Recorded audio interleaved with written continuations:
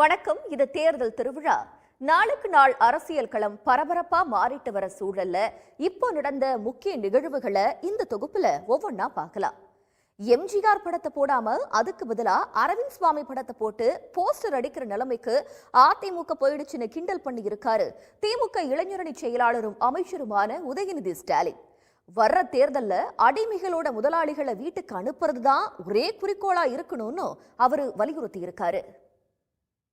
முன்னாடி நடிகர் ஜோசப் விஜய்னு கடுமையா விமர்சிச்சிங்களே, இப்போ கட்சி ஆரம்பிச்சிருக்காரே, அதை பத்தி உங்க கருத்து என்னன்னு கேட்டா, நான் எங்க அவரை விமர்சிச்சேன், அவரை படத்தை தானே விமர்சிச்சேன் அப்படின்னு விளக்கம் கொடுத்திருக்காரு பாஜக மூத்த தலைவர் ஹெச் ராஜா.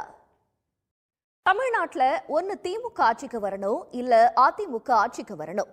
இந்த ரெண்டு கட்சிகளை தாண்டி யாரும் வரக்கூடாதுன்னு சொல்லியிருக்காரு SDPI கட்சியின் தமிழ்நாடு மாநில தலைவர் நெல்லை முபாரக்.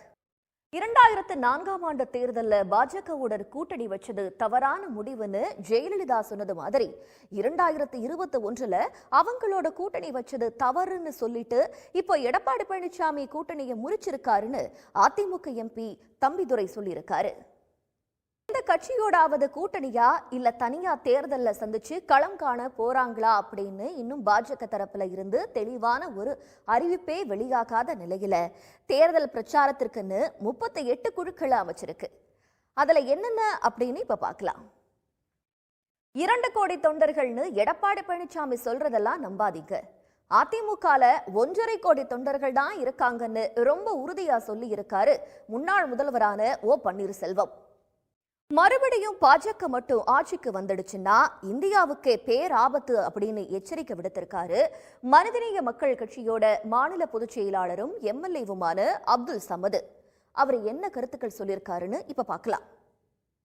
4 MLAக்களை வச்சிருக்கீங்களே, கொங்கு மண்டலத்துக்கு ஏதாவது செஞ்சிருக்கீங்களா அப்படின்னு பாஜகவை கேட்டிருக்காரு கொங்கு நாடு மக்கள் தேசிய கட்சியோட பொதுச் செயலாளர் ஈஸ்வரன். பெருந்துறையில் நடந்த அந்த கட்சியோட மண்டல மாநாடு பற்றிய தகவலை இப்ப பார்க்கலாம். அப்புறம் ஏன் இந்த தேர்தலில் போட்டியிடாம அடுத்த தேர்தலில் தான் போட்டின்னு சொல்லி இருக்காருன்னு விஜயோட அரசியல் கட்சி பற்றி கேள்வி எழுப்பி இருக்காரு இந்திய குடியரசுக் கட்சியோட தலைவர் சேகோ தமிழரசன். வேலூரோட MP கதிர் ஆனந்தின் வீட்டு அமலாக்கத்துறை தட்டுன்னு KV குப்பம் தொகுதியில பாஜக தலைவர் அண்ணாமலை பேசியிருந்தார். இதுக்கு கதவை தட்டலாம் வேணாங்க, நாங்க திறந்தே வச்சிருக்கோம், எப்போ வேணும்னாலும் வரலான்னு திமுக பொதுச் செயலாளர் துரைமுருகன் பதிலடி கொடுத்திருந்தார். இந்த நிலையில அமலாக்கத்துறை கதவை தட்டுன்னு நான் எப்ப சொன்னேன் அப்படின்னு அணைக்கட்டு தொகுதியில நின்று கேட்டிருக்காரு அண்ணாமலை. நாடாளுமன்ற தேர்தல்ல எத்தனை தொகுதிகள்ல போட்டி, கூட்டணி இருக்கா அப்படின்னு ஏதாவது கேட்கறதா இருந்துச்சுன்னா தலைவர்கிட்ட தான் கேட்கணும்னு மக்கள் நீதி மய்ய தலைவர் கமல்ஹாசன் பக்கம் திருப்பி விட்டிருக்காரு அந்த கட்சியோட துணை தலைவர் மௌரியா. களம் சூடுபிடிக்க தொடங்கிருச்சு. இனி வர நாட்கள்ல நடக்கிற அரசியல் சுவாரஸ்யங்களை தெரிஞ்சுக்க தேர்தல் திருவிழா நிகழ்ச்சியை தொடர்ந்து பாருங்க. நன்றி, வணக்கம்.